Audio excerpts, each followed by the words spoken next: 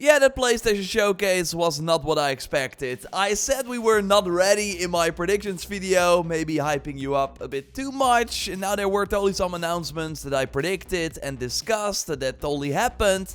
But overall, I was wrong.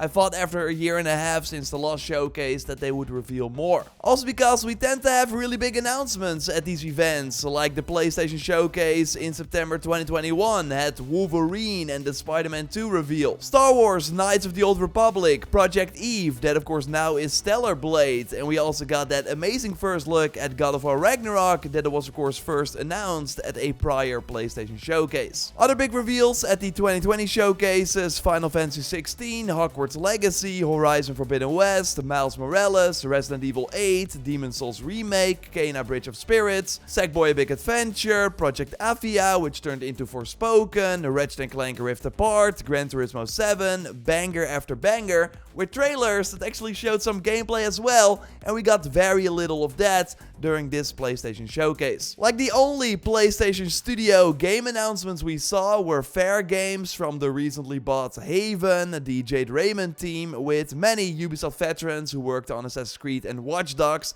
and you especially see the DedSec vibes in the art direction of the CGI trailer. But this being a competitive multiplayer game already has me less excited, and I also fail to see how this is different from Hyenas from Sega, Payday 3 or The Finals, which at least has some cool destruction. We also got a tease for Concord, the new PvP multiplayer FPS from Firewalk Studios that Sony also recently bought. It's coming 2024, a shooter set in space, but we don't know much more. Bungie is technically not a PlayStation studio, but Sony does own them, and seeing their new franchise is of course totally a big deal. But yeah, it was another CGI trailer for a PvP shooter, but this time it's extraction based. Like, I wish we had more trailers like Helldivers 2 that showed some cinematic footage to set the tone, but also what playing the actual game looks like. It's now a third-person shooter instead of the top-down view of the first game, and it's already coming in 2023. Published by Sony. But yeah, all these titles were part of their live service initiative. This feels like the first big Sony show in a long time where we did not see any AAA PlayStation Studio single player reveal, which is kinda worrying. Like, without the gameplay trailer for Spider-Man 2, this PlayStation Showcase would have been very lackluster in terms of PlayStation 5 exclusives. I'm not sure if you watched the gameplay in 4K already, by the way, but damn. I love how they immediately showed off the symbiote powers, the insane traversal speed through New York City, and the Naughty Dog level set pieces. I get it if you thought that the mission was maybe a bit too cinematic and QuickTime event heavy, but I'm sure there will be a good balance between those missions and the content where your skill is actually important. But yeah, seeing the huge jump in production value is very promising, and we, by the way, already did a video breaking down the trailer with a ton of extra info, so I will leave a link to that in the video description for if you haven't watched it yet. And of course, if you like the video so far, then leaving a like would really help me out. Thanks for that. Like, without Spider-Man, this show would have been even more of a disappointment, but we already knew that the game would be there. So in terms of new PlayStation exclusive reveals, we only had CGI trailers for live service games. Now sure, there were some really cool third-party games, and I want to highlight my favorites in a moment, but we usually only get the first looks at the big PlayStation titles at the showcases, so not having them here might mean that we have to wait another 12 months before we get a new look,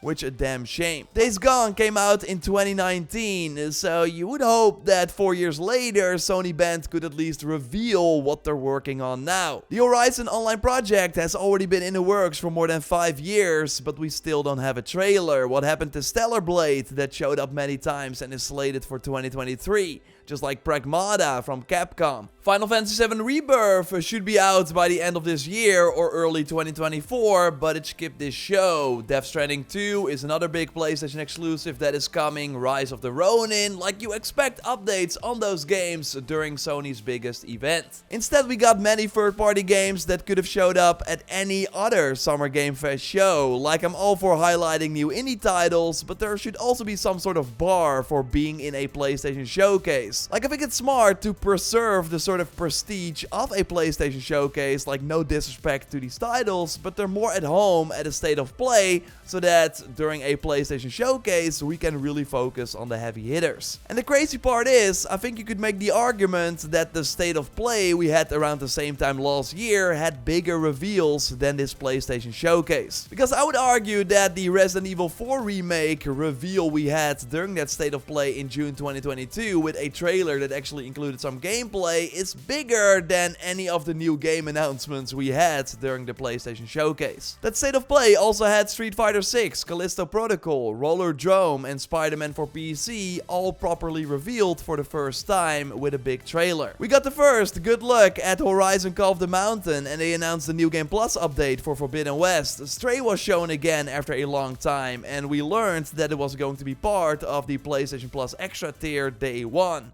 And they also ended with a first big look at Final Fantasy XVI with the summer 2023 release date. Like no big Sony exclusive got a release date or like a proper release window during this PlayStation showcase. Now sure, it overall had more games than the state of play I just mentioned, but I prefer a shorter show with more carefully selected bangers than what we just watched. We also have rumors from 2 reliable leakers that they've seen trailers for Sony games that were not at the show, so that were ready but not shown, with even a PC port that should be out in July that could have easily been announced. My bet is either Ratchet & Clank or Ghost of Tsushima. Like it's totally possible that Sony wants to have a presence at other shows as well, like last year with The Last of Us at the Jeff Keighley event. Although don't expect to see The Last of Us multiplayer project anytime soon, as Bloomberg just reported that the team working on the game was scaled back after a recent evaluation. While the game has not been cancelled, many of its developers have been moved to other projects, which doesn't sound great. I don't expect to hear from this for a very long time, if at all. We're really seeing a shift where games are only properly revealed when they're really close to coming out, and the PlayStation 5 is selling like crazy. They only care about you buying Spider-Man right now while the rest is still far away. Like I see some people speculating that there might be a second showcase, but I really would not hold your breath. 2023 is already stacked with games, and the rest of Sony's lineup is probably 2024. But yeah, I did wish we already saw some of the games that are still far out, like with the previous showcases, to already be hyped for the future. But maybe that's just not how things work right now. Still though, if we move away from the overall disappointment of the show, I still think we have some cool titles that we got a good look at. So after Spider-Man, I think my favorite trailer was for Assassin's Creed Mirage, but I already went in depth on that as well in a previous video. Also a link to that in the video description. Other highlights are totally Dragon's Dogma 2. It's a single player open world game with a unique pawn system that is making a return where you can recruit teammates from other players. So it's still a solo game, but with some social elements. I think it's great, and I loved the small combat snippets we saw and the gigantic monsters. I can see it launch in early 2024. Maybe we see more very soon. The biggest surprise was totally Phantom Blade Zero, a semi-open world action game that in particular stands out because the more cinematic moments next to the now very familiar Souls-like boss encounters. Also totally keeping an eye on that one. It's coming to PS5 and PC. Alan Wake 2 looked really good, coming October 17th with 2 playable characters this time,